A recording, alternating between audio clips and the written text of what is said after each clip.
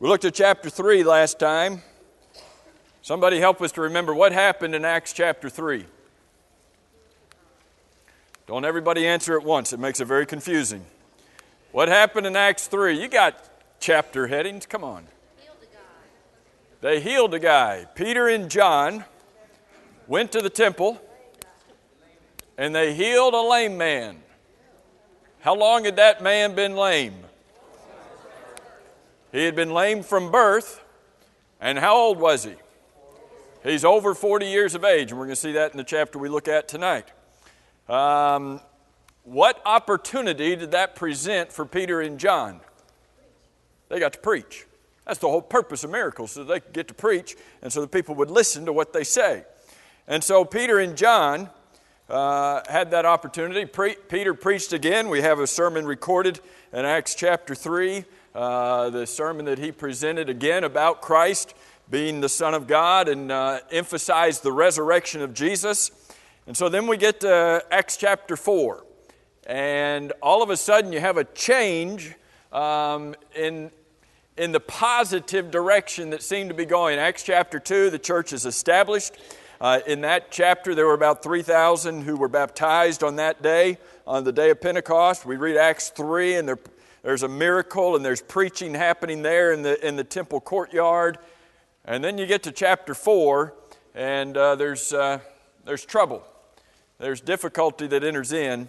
And as we get into chapter 4, what I think would be helpful for us to start with is to talk about these Jewish leaders that are mentioned in chapter 4. And you see these obviously throughout the gospel accounts. You read these names in the book of Acts a lot. But I think it would be helpful for us to understand who is this talking about. And so you have this on your handout, which I think probably most everybody's got. Raise your hand if you didn't get a handout. Raise your hand if you, just Joan. Just Joan. Only Joan. Can you get Joan? Joan was raising her hand for somebody else. Joan is always thinking of others. She's like Barnabas at the end of Acts chapter 4. So here's Acts chapter 4, and we are introduced to some characters in the first couple verses and down verses 5 and 6. Now, as they spoke, Peter and John, to the people, there were the priests.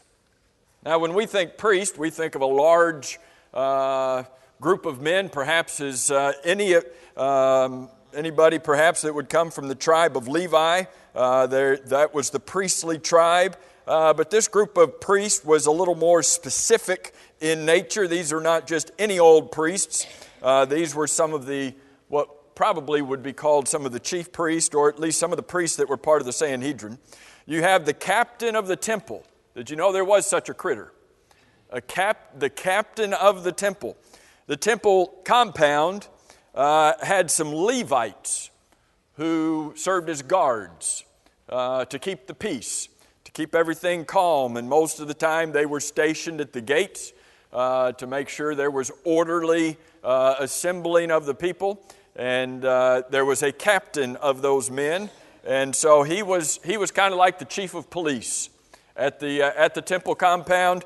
The captain, he was the guy who was in charge of keeping the peace. And so I want you to keep in mind, all right, now we've got some priests, and we've got the chief of police who comes, and you've got the Sadducees in verse 1. What do you know about the Sadducees? They're sad, you see. Why are they sad? They don't believe in the resurrection. Wouldn't you be sad too? If you believe that once you were dead, you were like Rover and dead all over and there wasn't anything after that, you'd be sad too. That's not why they had that name, but that helps us to remember them. There's another thing about the Sadducees. The Sadducees, the Jews, not only had they been divided into tribes in the Old Testament, but during that intertestamental period, in between the Old Testament and the New Testament, you've got a period of 400 years. During that period of time, the Jews created different groups within themselves. Some of them became known as the Pharisees, the Sadducees, the Essenes, the Zealots. The Sadducees, one of those groups, and we usually think, all right, they don't believe in the resurrection. But they became more the political group of the bunch. And so they were, if you're looking for some aristocrats among the Jews, some of these high and mighty, some of the ones who would be more concerned about politics than they were about the Word of God, well, that'd be your Sadducees. And so most of the Sanhedrin, the Jewish council, was made up of Sadducees. They played a very large role in that group. So then you have down in verse 5. Look down in verse 5 where, depending on what translation you have, you get down to verse 5 and you have some individuals who are introduced, and these are people who are a part of the council. If you look over in verse 15, when they had commanded them to go outside of the council. Now some translations, not many, some translations do put the word Sanhedrin there in verse 15, but most translations just say the council in verse 15. That word, the Greek word there, is the word Sanhedrin. So whenever you're reading, most of the time when you're reading in Matthew, Mark, Luke, and John, and Acts, and you read about the council, that's talking about the Sanhedrin.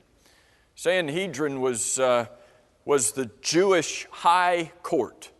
There were 70 men who sat on this, who were members of this Jewish high court.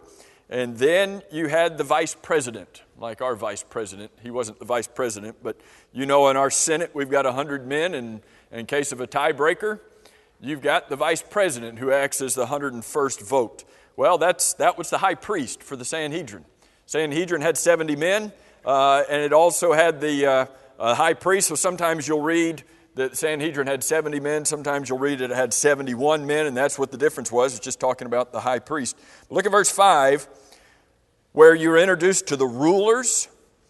Those were simply priests, but they were some priests who were a part of this Sanhedrin. You're introduced to the scribes. They came along with the rulers. These are the scholars, or at least, let's say, they are perceived to be the scholars among the Jews, the people who interpreted the law. And most of them were Pharisees, not all of them. Most of them were Pharisees. And then you've got the men who are described as the elders. And that's not what we think of in the church as elders. These were simply some of the family heads, some of the nobles from the secular world. But all of those three groups, the chief priests, sometimes called the rulers, the scribes, and the elders, those were the groups that made up the Sanhedrin. So when you get to verse 5 of Acts chapter 4, it's talking about this Jewish council. And what did they do in verse 5? On the next day, this Jewish council, rulers, elders, and scribes, as well as Annas the high priest, Caiaphas, John, and Alexander, as many as were of the family of the high priest, they were gathered together at Jerusalem. They came and brought Peter and John, and they set them in the midst of them. When the Sanhedrin came to court, they usually sat in some semicircles, and so what they did is they put Peter and John right in the snake pit. They put them, not literally, but they put them right in the middle of this court system with all of the 71 judges staring at them. Now, when you get to verse 5 and 6, and it talks about the high priest, this can sometimes be confusing, because in Acts chapter 4 and verse 5, who is called the high priest? Rulers, elders, scribes, as well as who? Who's the high priest according to Acts 4? Verse 5. Annas. Annas here is called the high priest. Since Luke wrote the book of Acts, go back to the beginning of Luke. Go to Luke chapter 3 and verse 2. And here's a verse that'll strike you weird. Luke chapter 3 and verse 2. While Annas and Caiaphas were what? Well, they were high priests. Well, I thought you only had one high priest at a time. What was interesting about the history that's going on at this time, the Jews, under Roman rule, the Jews were not selecting their own high priests. The Romans were appointing their high priests for them. And so, as you have on your handout, there was a period of about 9 or 10 years. Actually, I thought it was 11, but your handout says 6 to 15. That can't be 11. I thought it was 11 years. But Annas served as the high priest in the early part of that first century. But then about 15 A.D., the governor before Pilate, Pilate was the Roman governor, the guy who was the governor before him, he ousted Annas as the high priest and he put Caiaphas in. Well, the Jews had just gotten used to Annas. They liked Annas, or at least they had accepted Annas as the high priest. And now the Romans want to do away with Annas and they want them to follow Caiaphas. Well, most of the Jews still looked at Annas as the high priest. Well, who did the Romans look at as the high priest? They looked at Caiaphas as the high priest. So who was the high priest? Well, it depended on who you asked. Caiaphas was the legal one. Jason? Was Annas a Jewish person or was he a Roman person? Both Jews. They are Jews, but the Romans appointed which man would be the high priest. But good question. They were Jews, and most of the time they were Sadducees. The Sadducees, again, were kind of the aristocrats of the group. But do you remember, and we won't take time to go back and look at it, but do you remember when Jesus was arrested? Who did they take Jesus to first? Who was the first one that they took Jesus to? Do you remember? I think it was Annas. I haven't looked this up today, but I believe it was Annas. But what authority did Annas have? Nothing. I mean, to the Jews, he was the high priest. But if they wanted to get anywhere with the Romans, if they wanted to get anywhere in the trial and execution of Jesus, they had to go to Caiaphas. And so when you read about the betrayal of Jesus that night and the trials that he underwent, and you see him before Annas, and then you see him before Caiaphas, and then Pilate, and then Herod, and then Pilate again, and all that back and forth, try to keep in mind what was happening back then. Annas and Caiaphas were related. Caiaphas was his son-in-law. But whenever you're reading, if you read Annas was the high priest or Caiaphas was the high priest, it's okay. They were both high priests. It just depended on who you asked and who you wanted information from, I guess. Now, we're going to try to do some quick looking at this.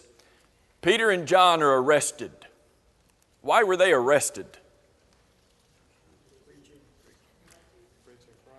Preaching Christ. Look at verse 1. As they spoke, Peter and John, to the people, the priests, the captain of the temple, so this guy would be armed if he's the captain, if he's the chief of police, the Sadducees came upon them. That doesn't sound very pleasing, does it? Being greatly disturbed that they, Peter and John, taught present tense. They kept on teaching the people. These guys wouldn't shut up. They were greatly disturbed because Peter and John kept on teaching the people and preaching, present tense, over and over, preaching in Jesus the resurrection from the dead. Well, that's not good. You want to know what ticked the Sadducees off? That's not a good word, but that'll wake you up for a second. You know what made the Sadducees upset? This idea of the resurrection. If they would just shut up about the resurrection, everything would be all right. You know what made the Pharisees upset? They kept talking about Jesus being the authority. Who did the Pharisees think was, who did the Pharisees consider as the most important? It was them. Well, it's creating all sorts of issues for them. They laid hands on them in verse 3, put them in custody until the next day. And so as we read about Peter and John being arrested, why were they put in custody until the next day, the end of verse 3? Because it was evening time. It was illegal, according to their Jewish law, to have a trial at night. So they weren't going to break the law. They put them in custody, and they'll have the trial tomorrow. What does that tell you about the trials of Jesus? They're illegal. They broke their own laws in order to try to get rid of Jesus. Think about how desperate these individuals were in breaking their own laws. Sometimes it's referred to as a kangaroo court. Here are some individuals who gave up all form of order and decency and law in order to kill the Son of God. What kind of witnesses did they seek in the trial of Jesus? What kind of witnesses were they looking for? False witnesses. Well, that sounds kind of strange, doesn't it? They weren't looking for true witnesses. They were looking for false witnesses. And the trouble they had was trying to find two liars who would agree with each other. Because you got to, at their own law, which they were apparently following, you got to have 2 or 3 witnesses to testify alike, but sometimes it's hard to get liars to agree on anything. So the Sanhedrin arrested Peter and John because they didn't like what they were doing. What's the first word you have in verse 4? What do you got in verse 4? The word but or however? A word of contrast. Verse 3 doesn't look so good. 2 apostles just got arrested because they were preaching. Verse 4 contrasts that and says, but let me give you a different piece of information. The apostles were arrested, thrown in prison because they were preaching Jesus. Looks bad, but however, what happened? The word of God was spreading. And people were believing it and obeying it to the point that the church was growing. And you start with 3,000 in Acts chapter 2, and the number of men came to be about 5,000 at the end of verse 4. And so if you count women in there, I have yet to be to a congregation that's got more men than women. I know they exist. I've just never been to one. Yes, ma'am. Do you know what the population was there? In Jerusalem, about that time, the population was probably 50 to 60,000. Now, during feast times and all of that, it fluctuated. But this is, the feast time has passed for the most part. Most of the individuals who were in Jerusalem for the feast have already gone home. Perhaps some of them had stayed. But the general population was 50 to 60,000. So here we are, 5,000 men. So you're probably over 10,000 Christians in a matter of days. That's pretty impressive. 1/5 of the population. 1/5 of the population. Now, why was that? Can you get anything to grow if you don't plant any seeds? How often were they planting the seed? What did we learn in Acts chapter 2? Daily in the temple and from house to house. They were busy teaching and preaching, so much so that that's why they got arrested, because these people would not stop teaching and preaching about Jesus. On the back of your sheet, just a couple points on the back of your sheet. Did I already have this up here? Did y'all see this? Good. You just saw it. On the back of your sheet, it's interesting that even in the midst of persecution, there weren't any blanks to fill in there, Nicole. It was all filled in already. Even in the midst of persecution, the church was growing. Now, it's an interesting discussion to ask this question. Was the church growing in spite of the persecution? Or was the church growing because of the persecution? And our first answer would be, well, in spite of. I mean, of course, it's the church is going to start being persecuted now, and now they're going to start throwing them into prison and putting them on trial, but the church is still able to grow. Or was there any growth that came about because of that persecution? We're in chapter 4. We're going to get to chapter 5. It talks about the church growing. We're going to get to chapter 6. It talks about the church growing. We're going to get to chapter 7. Who's put to death in chapter 7? Remember Stephen? Stoned to death. In chapter 8, the disciples are scattered. They are sent out of Jerusalem, and they're scattered, and they go preaching everywhere. And in chapter 8, we read about the church continuing to grow.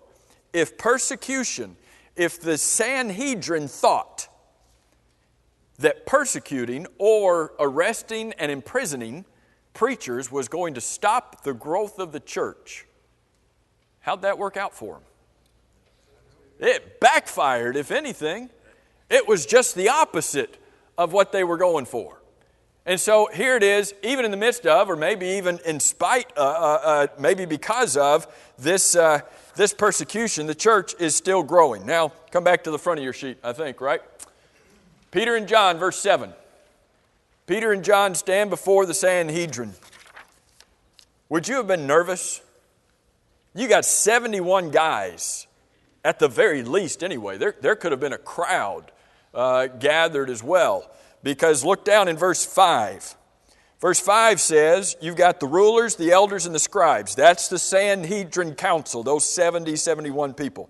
As well as Annas the high priest, Caiaphas, John and Alexander, those are probably members of the Sanhedrin, and as many as were of the family of the high priest were gathered together at Jerusalem. This is going to be a show. They gave their family members tickets to the show. Hey, you got to come and see this. We got a couple renegades who've come, and we're gonna put them on trial. By the way, was there a charge when they were arrested? Apparently not, because when they sat them in the midst of them in verse 7, they asked, by what power or by what name have you done this? What was the charge? What was the charge? They weren't. Apparently, there's no charge here, and they asked this vague question. What is this, by the way? By what power have you done this? If you were a smart aleck teenager, just to try to imagine, if you were a smart aleck teenager, by what power have you done this? What would you have said? Done what? You know, so is that what Peter and John said? Done what? What are you talking about? I don't know what you're saying. This? That's general, that's vague. By what power have you done this? If Peter and John were scared, if they were embarrassed, if they were concerned for their own life, was this an opportunity to maybe try to wiggle out of it? They didn't. Then Peter, verse 8, filled with the Holy Spirit, said to them, rulers of the people and elders of Israel, that's all you big guys looking at me, if we this day are judged for a good deed done to a helpless man, by what means he has been made well, let it be known to you all and to all the people of Israel that by the name of Jesus Christ of Nazareth, whom you crucified, whom God raised from the dead, by him this man stands here before you whole. Did he pull any punches? No. You want to know how this man is standing here? Well, first of all, you need to understand he's standing here not because of our own goodness or our own power. He's standing here by the authority, by the power of Christ. They asked him, who gave you this power? Who gave you this authority? Who gave you this right? He just answered them, Jesus Christ of Nazareth. You remember the guy you crucified? Yeah, it's that one. And you not only crucified him, look at verse 11. You were so dumb that when the cornerstone was right there in front of you, you rejected it. This is the stone. Obviously a quotation from the Old Testament, Psalm 118. This is the stone which was rejected by you builders. Well, what does that mean? Was it hopeless when the man rejected it? No. He has become the chief cornerstone. Guys, he was staring you right in the face and you rejected him. But now he has become the chief cornerstone. And then in verse 12, nor is there salvation in any other, for there is no other name under heaven given among men by which we must be saved. Verses 10, 11, and 12, Peter basically gave it to them. And he said, if you want to know how all of this has come about, it has come about by the authority of Christ. It's come about by the one that you were dumb enough to reject, and now he's the chief cornerstone. And it's come about by the one and only one who can save you. As you look at these verses, you see again, flip over to the back of your sheet. You all got these blanks, authority, cornerstone, only. Flip over to the back of your sheet. Roman numeral number 2, letter B. There continues to be an emphasis on the authority of Christ. We have mentioned this in the last several lessons, and only because it keeps appearing in the text. There continues to be an emphasis on the authority of Christ. They did not take credit for this activity. They did not say that it was anything that they had done. In fact, look over in verse 16. Here's an interesting statement. When the Sanhedrin is talking in verse 16, what shall we do to these men? For indeed that a notable miracle has been done through them is evident. There is a miracle that has been done, and it has been done through them. Now, jump over to verse 30. In verse 30, in a prayer that they're praying to God, they're praying that God will continue to be with them, to stretch out His hand to heal, and that signs and wonders may be done through the name of your holy servant Jesus. There again is an emphasis on the name, the power, the authority of Christ. The Sanhedrin recognized in verse 16, there's no way these guys did it on their own. This was done through them. There had to be some other source that was doing it. Well, they identify it in verse 30 and in verse 10. That has been done through Christ, through His authority. But verse 12, if you want to memorize a verse from Acts chapter 4, make it verse 12. If you don't catch anything else tonight about this study, then catch what God says in verse 12. Peter is preaching to them about the Christ that they rejected, that they crucified, that God raised from the dead, this one that they thought was worthy of an illegal trial, breaking their own laws, was worthy of finding false witnesses just to condemn this guy, was worthy of not just punishing or banishing or even telling Jesus stop preaching, but was worthy of hanging Him on a cross. And now here's what Peter says to him. Guys, there is not salvation in any other. It's interesting. And you see, and depending on the translation in verse 12, the New King James says, nor is there salvation in any other. I think New American Standard say no other at the beginning there, that there is no other, no one else. And then the New King James says, for there is no other name. In the beginning it says, nor is there salvation in any other. And then it says, for there is no other name. And we almost think that's being redundant.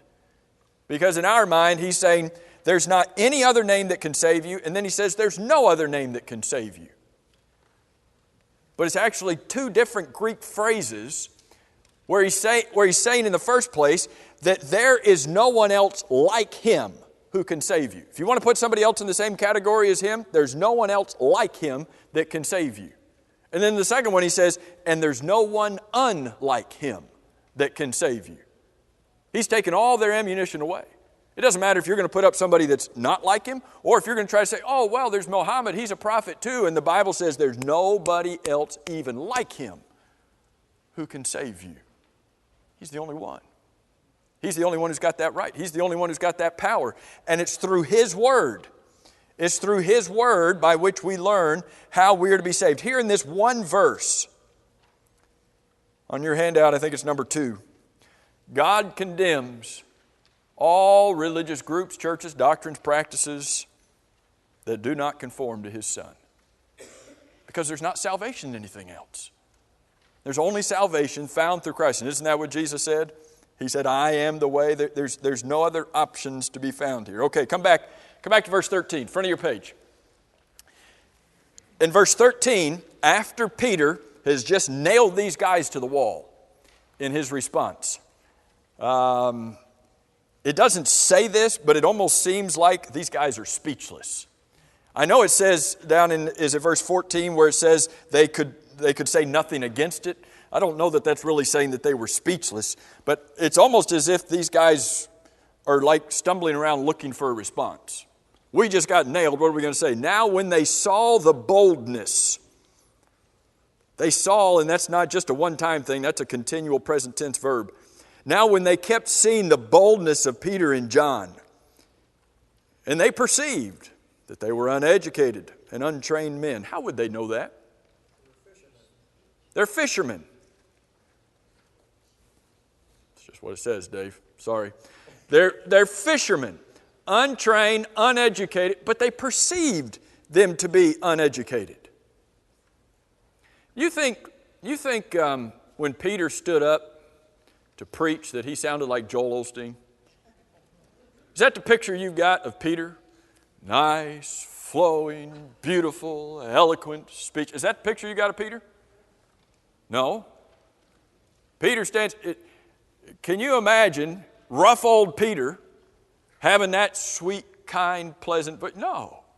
You know the kind of voice that's coming out of him. They perceived that they're uneducated. They're not formally trained rabbis like, they should be. And they marveled. They're in constant shock. They realized they weren't trained as rabbis, but where have they been? They realized they have been with Jesus. We rarely have time to look at the personal application down at the bottom of the back of the page, but do you think people would recognize that we've been with Jesus when we're around them, when we're talking? Would somebody say, wow, that person's different. They must be with Jesus. They must be a follower of Jesus. The only explanation they had for why these guys were different was it's that Jesus guy they've been with. Verse 14. And seeing the man who had been healed standing with them, they could say nothing against it. Duh. There's a guy standing there who's been healed. What are you going to say? Well, he wasn't really healed. You can't say anything. Verse 15, but when they had commanded them to go outside of the council, they talked amongst themselves, they conferred among themselves, and here's what they're saying. We saw this in verse 16. What are we going to do? We're in trouble. What shall we do to these men? For indeed that a notable miracle has been done through them is evident to all. There's not a single thing that we can do. Look down in verse 21 for a second.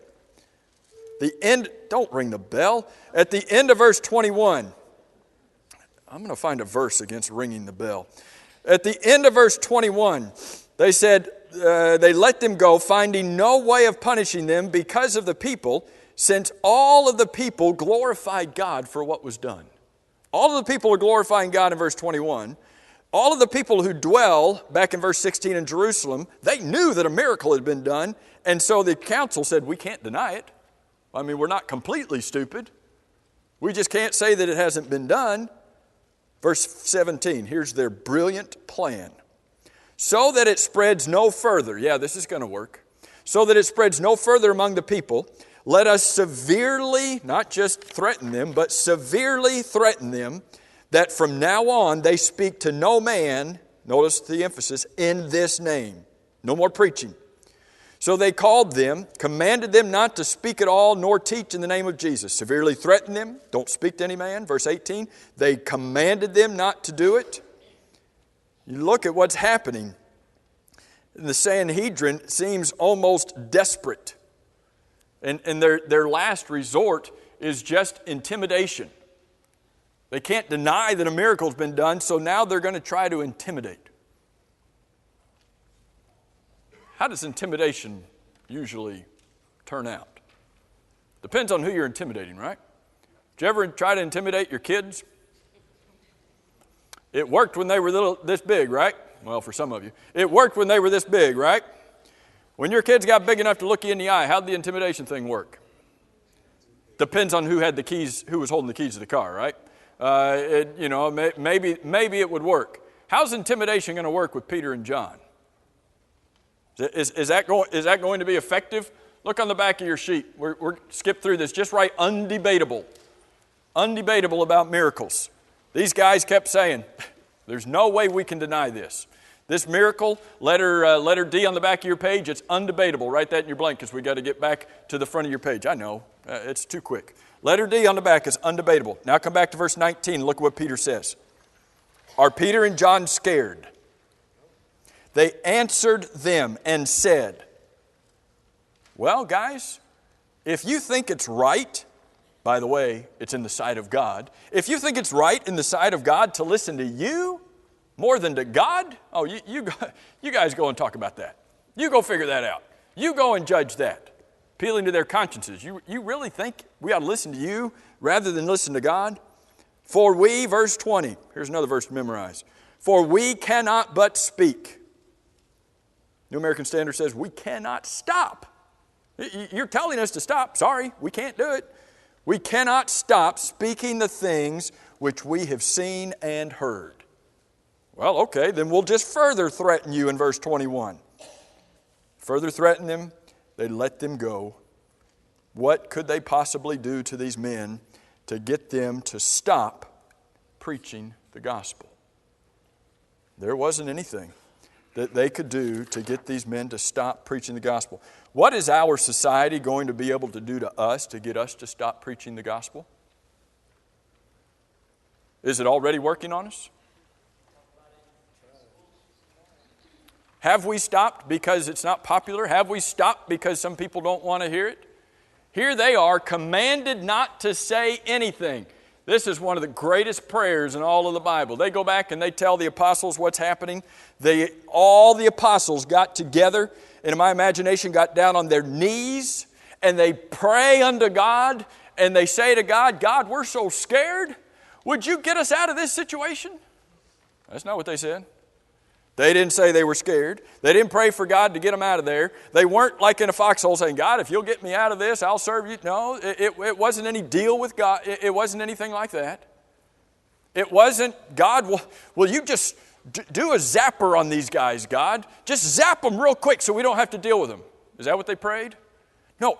The only two things they asked for are over in verse 29. They only asked for two things. Number one, God, would you look on their threats? Just lay them out there, God. We know you see their threats. Look on their threats. And then number two, grant unto us, what? Safety? Grant unto us, what? Boldness. Grant unto us boldness that we would go and speak for you. Verse 31 says that the place where they were assembled began to shake. There was some kind of an earthquake that God caused as an obvious answer to their petitions. The prayer that they prayed is one that we ought to emulate in so many different ways. It was a prayer that honestly turned to God and said, God, we want to do what you want us to do. Please help us. And that ought to be our prayer to God. God, we want to do what you want us to do. Please help us. Not fearful, but with determination. Brandy? I think boldness is so important and so critical to really pray for and learn, because it's so common now for people to try to make you almost feel silly and look at the Word of God almost as something that's just like fictional, like a silly story that, like you're just believing it and, trying to get somebody else to believe that. But boldness, don't confuse boldness with rudeness or haughtiness, difference. Boldness is courage to stand up for truth. And they would not back down from that. And Brandy's right. It's something we need to pray for. It's something we need to have. And a lot of you have it. Some of you are posting stuff on your Facebook pages that may be losing friends. But it's gaining you friends too. Is there anybody more important being friends with than being a friend of God? It's about time for us, if we're not already. Make sure we're standing up for truth and for righteousness. The end of this chapter is great too, but we'll look at chapter 5 next week. Make sure you read up and you're ready for it. Thanks so much for your attention and for the extra